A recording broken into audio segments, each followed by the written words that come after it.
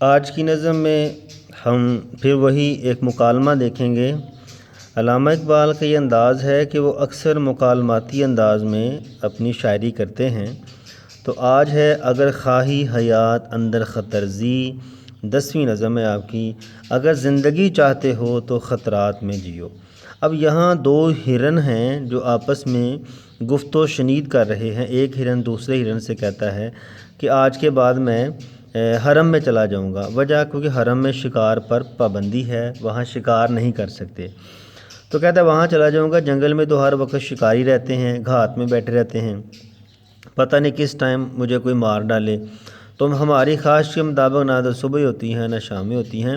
اب اس کا دوست اس سے کہتا ہے کہ دیکھو اگر زندگی چاہتے ہو تو خطرات میں جیو، کیونکہ مسلسل اپنے خطرات میں جینے سے ہی انسان کو پتہ چلتا ہے کہ وہ کون کون سی اس کے اندر چھپی ہوئی صلاحیتیں موجود ہیں۔ ٹھیک ہے، تو اس طرح وہ جو ہے آپس میں مکالمہ کرتے ہیں۔ تو اس کے حوالے سے دیکھیں کہ اقبال نے ایک بہت ساری جگہوں پہ اسی طرح کے مکالماتی انداز اپنائے ہیں۔ جیسے کہ دیکھیں ایک شاعر کہتا ہے تندی باد مخالف سے نہ گھبرا اے عقاب، یہ تو چلتی ہے تجھے اونچا اڑانے کے لیے۔ یہ سارے شعر میں ڈسکرپشن میں لکھوں گا۔ پھر وہ نہ گھبرا کثرت غم سے حصول کامرانی میں، کہ شاخ گل میں گل آنے سے پہلے خار آتے ہیں۔ اسی طرح بے شمار اشعار ہیں، پچھلے لیکچرز میں پڑھتا رہا ہوں۔ ٹھیک ہے، تو آج ہم دیکھتے ہیں کہ اگر خواہی حیات اندر خطر زی، اگر زندگی چاہتے ہو تو پھر خطرات میں جیو۔ کہتا ہے جی غزالے با غزالے درد دل گفت، ایک ہرن نے دوسرے ہرن سے اپنے دل کا حال درد جو ہے وہ بیان کیا۔ اب وہ ہرن کیا کہتا ہے، عظیم پسے در حرم گیرم کنار میں، آج کے بعد میں جو ہے وہ حرم میں جا کے رہائش اختیار کر لوں گا، وہاں چلا جاؤں گا۔ بصحرا سیدھے بنداں در کمینن، صحرا کے اندر بے شمار شکاری ہوتے ہیں جو ہر وقت گھات میں لگے رہتے ہیں۔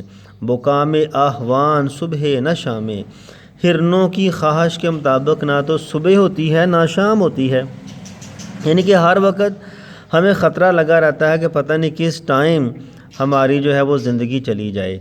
تو اس کا میں حل میں نے یہی سوچا ہے کہ میں حرم میں چلا جاؤں تاکہ کسی کی مجھے پریشانی نہ ہو۔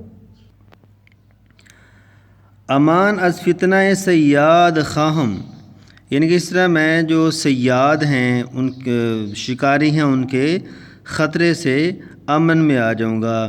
دل زاندیشہ آزاد خواہم، میں اپنے دل کو ان کے خطرے سے آزاد کرنا چاہتا ہوں۔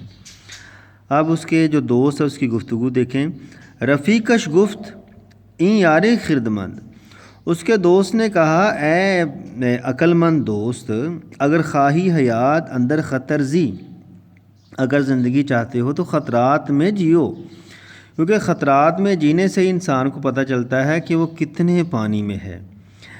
اچھا، دمادم خیشتن را بر فسان رن زن، دمادم مسلسل، خیشتن اپنے آپ کو، فسان کہتے ہیں کسوٹی کو، کسوٹی کے اوپر رگڑو، کسوٹی جس کے ساتھ چھریاں وغیرہ تیز کرتے ہیں۔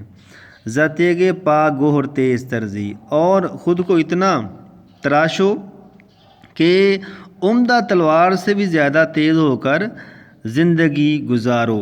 خطر تاب و تمہارا امتحان است، کہتا جی خطرات جو ہوتے ہیں نا وہ قوت و طاقت کے لیے آزمائش ہوتے ہیں۔ عیار ممکنات جسم و جان است، بدن اور روح سے ہونے والے کاموں کے لیے وہ ایک کسوٹی ہوتے ہیں۔ عیار کا مطلب یہاں کسوٹی کر لیں۔ تو کہنے کا مقصد یہ ہے کہ اگر انسان پانی میں چھلانگ ہی نہیں لگائے گا تو اسے کیسا پتہ چلے گا کہ وہ تیرنا جانتا ہے؟ ٹھیک ہے، اگر وہ کوئی امتحان ہی نہیں دے گا تو اسے کیسے پتہ چلے گا کہ میں یہ امتحان پاس کر سکتا ہوں؟